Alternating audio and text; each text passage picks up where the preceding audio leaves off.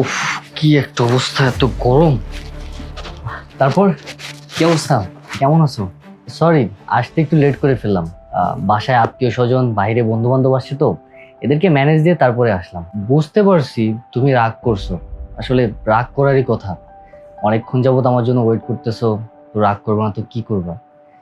আমার বিষয়টা দেখো, বাইরে বন্ধু বান্ধব আসছে তো, এদেরকে ম্যানেজ দিতে দিতে দেরি হয়ে গেছে। সরি, আর হবে না। এখনো রাগ করে আছো?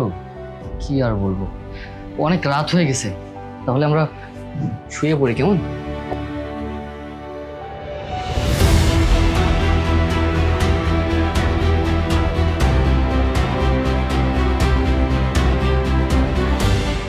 চলো শুয়ে পড়ি। আরে তুমি এরকম ভয় পাচ্ছ কেন? আমি তো তোমার স্বামী, তাই না? আর আজকে তোমাদের বাসর রাত। প্লিজ দেখেন, আপনি আমার কাছে আসবেন না। ও, বুঝতে পারছি, তুমি এখনো রেগে আছো। আচ্ছা দাঁড়াও।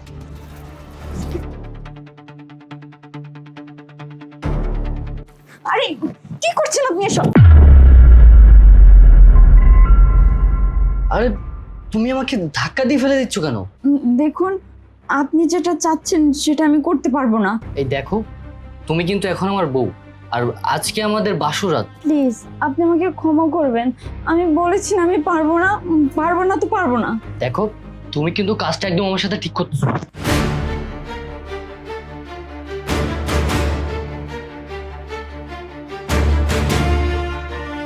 দেখো, তুমি কিন্তু মোটো কাজটা ঠিক করতেছো না। এই তোকে আমি কি বলেছি? আমি বলেছি না আমি পারবো না, তারপর তুই আমাকে কেন জোরাজোরি করছিস? আরে রাজু, কি হয়েছে? তোমরা এত চিল্লাচিল্লি করতেছো কেন? ভাবি, কি আর বলবো তোমাকে, আজকে আমার বাসর রাত, আমি বউর সাথে থাকবো না? মানে ও আমাকে টাচ করতেই দিচ্ছে না। আরে রাজু, আজকে তো তোমাদের বিয়ের প্রথম রাত। তাছাড়া প্রথম প্রথম মেয়েদের এরকম একটু একটু হয়। তোমরা দুজন দুজনের সাথে আগে কথাবার্তা বলো, তারপর এমনিতেই সব ঠিক হয়ে যাবে। এত পাগলামো করার কি আছে বলো? হ্যাঁ ভাবি, ওই তুমি যাও, আমি সব ম্যানেজ করে নিব। পাগল ছেলে, তুমি আসলে সেই ছোট ছোটই রয়ে গেছো। আসলে তোমাকে আমাদের এখন বিয়ে করানোটাই উচিত হয়নি।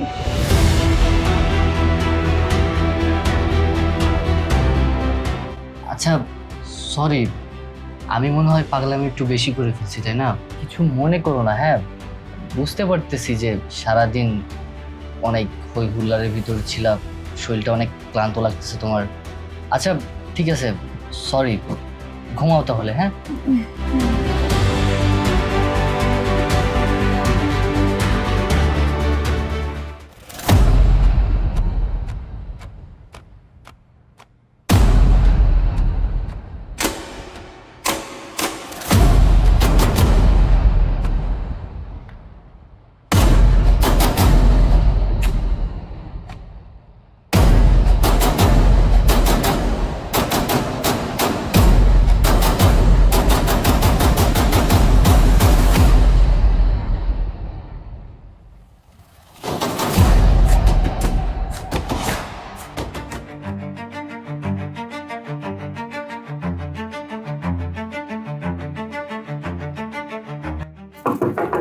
ইমরান, ইমরান, আসছি। আরে দরজাটা খোলো না। এত রাত্রে আবার কে আসবে? ইমরান, আসতেছি। আরে তুমি এত রাত্রে এখানে? তোমার না বিয়ে হয়ে গেছে? আরে আমি সব কিছু বলছি, আগে আমাকে ভিতর তো ঢুকতে দাও। আরে কি হয়েছে বলবা তো? আমি তোমাকে বলছি, বসো। আচ্ছা বলো তো কি হয়েছে? তুমি এত রাত্রে এখানে আসছো, যদি বাবা মা টের পেয়ে যায় তখন কি হবে একবার বুঝতে পারছো? আরে তুমি তোমার বাবা মা নিয়ে পড়ে আছো। তুমি জানো আমি ওদিক থেকে আমার বাসরঘর থেকে পালিয়ে আসছি, কতটা রিস্ক নিয়ে আসছি। আমার বাবা মা আমাকে জোর করে ওই ছেলেটার সাথে বিয়ে দিয়ে দিয়েছে। আমি ওকে বিয়ে করতে চাইনি, আমি তোমাকে ভালোবাসি, তাই আমি তোমার কাছে চলে আসছি। আরে তুমি যেটা হয়ে গেছে সেটা হয়ে গেছে, সেটা নিয়ে এখন কথা বলে লাভ আছে বলো? এখন আমি কি করবো বুঝতে পারতেছি না। দেখো তুমি কি করবে না করবে সেটা আমি জানি না, আমি ওই বাসা থেকে পালিয়ে আসছি। এটা যদি আমার বাবা জানতে পারে অনেক বড় প্রবলেম হয়ে যাবে। তুমি একটা কাজ করো, তুমি আমাকে নিয়ে পালিয়ে চলো। চলো না আমরা পালিয়ে যাই। আরে তুমি এটা কি বলতেছো? এত রাত্রে এখন আমরা কোথায় যাব? আর যদি আমার বাবা মা জানতে পারে তখন কি হবে একবার বুঝতে পারছো? এত রাতে আমরা কই যাব বলো? এত রাত্রি তুমি কোথায় যাবা না যাবা এত কিছু আমি জানি না।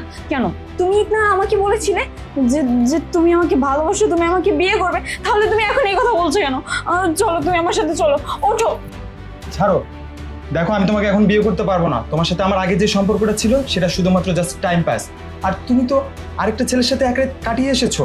তোমার সাথে এক রাতে কি হয়েছে না হয়েছে সেটা তো আর আমি জানি না। তাছাড়া আমার একটা মান সম্মান আছে। আমি যদি একটা বিবাহিত মেয়েকে বিয়ে করি, ঠিক আছে, আমার আত্মীয় স্বজন কেউ আমাকে মেনে নেবে না, সবাই আমাকে দূরছাই করে তাড়িয়ে দিবে। আমি তোমাকে বিয়ে করতে পারবো না। দেখো, এত রাতে আমি সিনক্রেট করতে চাচ্ছি না। তুমি ভালো চাইলে এখান থেকে চলে যাও। ইমরান, তুমি সব কি বলছো? ও, আমি বুঝতে পেরেছি, তোমার সাথে মজা করছো তাই না? দেখো এখন মজা করার সময় না, প্লিজ চলো না আমরা চলে যাই এখান থেকে। এই মেয়ে, তুমি কি আমার কথা বুঝতে পারছো না? আমার বাবা মা জানতে পারলে আমাদের মান সম্মান সব শেষ হয়ে যাবে। দেখো, তোমার বিয়ে হয়ে গেছে, তুমি এক রাত আরেক জায়গায় থেকে এসছো, তো এই মুহূর্তে তোমাকে আমি এইভাবে কিভাবে মেনে নিব বলো? এটা কি সম্ভব না। আমি বারবার বলতেছি আমি তোমাকে এই মুহূর্তে বিয়ে করতে পারবো না, তুমি যাও। দেখো ইমরান, তুমি আমার সাথে এরকমটা করো না। আমি সত্যি বলছি, আমি তোমাকে অনেক ভালোবাসি, শুধুমাত্র তোমার জন্য। আমার বাবা মার পছন্দ আমি বিয়ে করেছি, কিন্তু সেইখান থেকে আমি পালিয়ে আসছি। প্লিজ তুমি আমাকে এবার ফিরিয়ে দিও, তোমার দুটো পায়ে ধরে, প্লিজ তুমি আমাকে এবার ফিরিয়ে দিও না ইমরান। আমি সত্যি তোমাকে অনেক ভালোবাসি, আমি তোমাকে ছাড়া বাঁচবো না। প্লিজ ইমরান, চলো না আমরা পালিয়ে যাই। প্লিজ ইমরান। তুই আমার হাত ছাড়। তুই যেখান থেকে আসছিস সেখানে চলে যা। তোর সাথে আমি রিলেশন করেছি শুধুমাত্র টাইম পাস করার জন্য। চলে যা এখান থেকে, যা বের হ। ইমরান, ইমরান আমার কথাটা শোনো। ইমরান দরজাটা খোলো না ইমরান।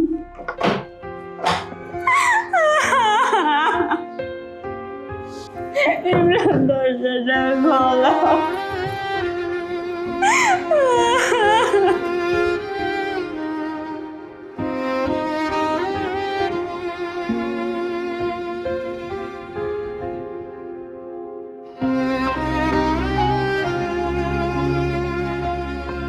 হে আল্লাহ, আমি এখন কি করব? আমি আমার বাবা মার কাছেও যেতে পারবো না, যে মানুষটাকে বিয়ে করেছি তার কাছেও যেতে পারবো না। আমি যে মানুষটাকে নিজের চেয়ে বেশি ভালোবাসতাম, সেই মানুষটা আমাকে রাস্তায় ছুড়ে ফেলে দিছে। আমি সব কিছু হারিয়ে ফেলেছি আল্লাহ, আমি এখন কি করব? না, এ জীবনে কি কোনো লাভ নেই। আমি এই পৃথিবীতে বেঁচে থাকবো কোন আশায়? আমার বাবা মাও তো আমার জন্য বাইরে মুখ দেখাতে পারবে না, লোক সমাজে কারোর সাথে কথা বলতে পারবে না। আমি যদি আমার স্বামীর কাছে যাই, সেও সবার কাছে অপমানিত হবে। এ জীবনে কি লাভ? এই জীবনে রাখার কোনো মানে নেই। আমি সব কিছু হারিয়ে ফেলেছি। না, আমি মনে জীবন রাখবো না। আরে আপনি এখানে কি করছেন? হ্যাঁ, আমি এখানে। তুমি আমাকে রাতে ঘুম পাড়িয়ে রেখে চুপি চুপি বাসা থেকে পালিয়ে এসে এখানে এসে তুমি আত্মহত্যার পথ বেছে নিয়েছো কেন? কি এমন হয়েছে? আরে কোথায়? না না, আমি বাসরঘর থেকে পালিয়ে আসিনি। আসলে হয়েছে কি, কারেন্ট চলে গেছিল, তাছাড়া গরম লাগছে, তাই একটু বাইরে এসে বসেছিলাম। আমি কোনো আত্মহত্যা করতে যাইনি। চুপ, একদম চুপ। যেটা সত্যি আমাকে তুমি সেটা বলো, না হলে আমি নিজেই তোমাকে শেষ করে ফেলবো। বলো, কি অপরাধ ছিল আমার? হ্যাঁ, আমি কি এমন অপরাধ করেছি যে তুমি আমাকে ঘুম পাড়িয়ে রেখে এখানে এসে আত্মহত্যার পথ বেছে নিয়েছো? বলবো না, আর বলার মতো সেই পরিস্থিতি আমার নেই। দাও, আমার নিজের জীবন নিজেই শেষ করে দিই। চুপ, একদম চুপ। তুমি আসো আমার সাথে, একটা কথাও বলবা না। আসো।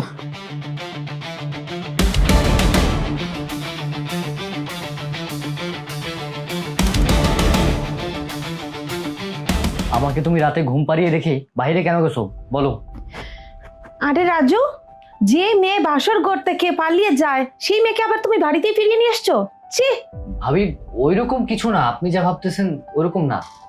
ওরা আসলে খারাপ লাগতেছিল তো, এক বাসা থেকে আর এক বাসাতে আসছে, মন মিলতেছিল না, উঠানে বসেছিল। আপনি যান, আমি দেখতেছি বিষয়টা। আরে রাজু, এসব তুমি কি বলতেছো? ও বাহিরে গেছিল, তাও আবার উঠানে, ঘরের নতুন বউ ও। আর যদি বাহিরের মানুষ জানতে পারে তাহলে কি হবে তুমি একবার ভেবে দেখেছো? ভাবি, কেউ কিছু জানতে পারেনি। কেউ কিছু জানার আগে আমি বিষয়টা ম্যানেজ করে নিছি। আপনি জান না এখন। দেখো রাজু, বিষয়টা কিন্তু আমার কাছে সন্দেহজনক মনে হচ্ছে, কিন্তু যাই হোক তোমাদের বিষয় এটা তোমরাই সামলাও। দেখছো ভাবি কি বলে গেল? আজকের এই বিষয়টা যদি বাইরের মানুষ জানতো তাহলে কি একটা অবস্থা হইতো ভেবে দেখছো? আর তুমি কেন এরকম করতেছো? আমার সাথে শেয়ার করো, আমি তো তোমার হাজবেন্ড, তাই না? আমাকে কি বলা যায় না? রাজু, আমি তোমাকে কথাটা যে কিভাবে বলি, আর বললেও তুমি আমাকে ভুল বুঝবে। আসলে হয়েছে কি, আমি একটা ছেলেকে ভালোবাসতাম। আমার বাবা মা জানতো, আমি তাদের বিরুদ্ধে গিয়ে ওকে বিয়ে করতে চেয়েছিলাম, কিন্তু আমার বাবা মা আমাকে জোর করে তোমার সাথে বিয়ে দিয়েছে। আর তাই আমি বাসর রাত্রে তোমার বাড়ি থেকে পালিয়ে ওর কাছে গিয়েছিলাম, কিন্তু ও আমাকে বলে ও আমাকে ভালোবাসেনি, ও শুধুমাত্র আমাকে ব্যবহারের জন্য ভালোবেসেছিল। ও আমাকে ওর বাসা থেকে দূর দূর করে তাড়িয়ে দিয়েছে। আমি ওকে অনেক রিকোয়েস্ট করেছি, কিন্তু ও আমার একটা কথাও শোনেনি। তাই আমি চিন্তা করেছি, যেহেতু আমি কোনো কিছুই পাইনি, তাই আমি আমার এই জীবন রেখে কি করব? আমি এই দুনিয়া থেকে চলে যাব। তাই আমি সুইসাইড করতে চেয়েছিলাম। দেখো মায়া, মরে যাওয়াটাই কিন্তু সমাধান না। আর তুমি যে আমাকে ঘুম পাড়িয়ে রেখে ওই ছেলেটার বাসায় গেছো, আমিও কিন্তু তোমার পিছু করতে করতে সেই ছেলেটার বাসায় গিয়েছিলাম। এমনকি তোমরা ওখানে যেসব কথা বলেছো আমি সব শুনেছি।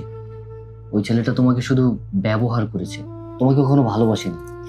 এই তো তোমার মতো আমাদের দেশে হাজার হাজার মেয়ে আছে। ফ্যামিলি যদি ভালো কোথাও বিয়ে দেয়, সেসব মেয়েরা কি করে? স্বামীর সংসার ছেড়ে প্রেমিকের হাত ধরে পালিয়ে যায়। কিন্তু তাদের সেই ভালোবাসে বেশি দিন টিকে না। আর এই দুঃখ কষ্ট নিতে না পেরে মেয়েরা সুইসাইডের রাস্তাটা বেছে নেয়। এমনকি তুমিও সেই রাস্তাটা বেছে নিয়েছো। মরে যাওয়াটাই মায়া সবকিছুর সমাধান না। আমাদের বিয়ে হয়েছে, আমি তোমার স্বামী, তুমি আমার স্ত্রী। তুমি রাত্রিবেলা আমাকে ঘুম পাড়িয়ে রেখে তুমি অন্য কোথাও চলে যাবে আর আমি এটা টের পাবো না? তোমার পায়ে যে রশি বাঁধা ছিল সেটাও আমি দেখেছি। আমি শুধু তোমাকে আটকাইনি কেন জানো? আমি দেখতে চেয়েছিলাম যে তুমি কত দূর যেতে পারো। এত কিছুর পরও তুমি আমাকে তোমার বাসায় নিয়ে আসছো। একটা জিনিস খেয়াল করেছো? তুমি যখন আমাকে তোমার বাসায় নিয়ে আসলে, তখন তোমার ভাবি কিন্তু এসে তোমাকে অনেক কথা শুনিয়েছে। তার চেয়ে বরং আমি এই দুনিয়া থেকে চলে যেতাম, তাহলে আমার হাজবেন্ড, আমার ফ্যামিলি, আমার প্রেমিকা, কারো কোনো সমস্যা হতো না।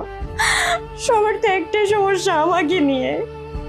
তাই আমি চাচ্ছিলাম এই দুনিয়া থেকে চলে যেতে।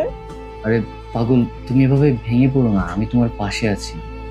তুমি যদি আমার পাশে থাকো তাহলে আমি তোমাকে নতুন একটা জীবন উপহার দেবো। সত্যি বলছেন? আপনি আমাকে নতুন একটা জীবন দিবেন? এত কিছু জানার পরও আপনি আমাকে আপনার বউ হিসেবে মেনে নিতে পারবেন? মায়া, প্রতিটা মানুষের জীবনেই একটা অতীত থাকে, ভয়ঙ্কর অতীত।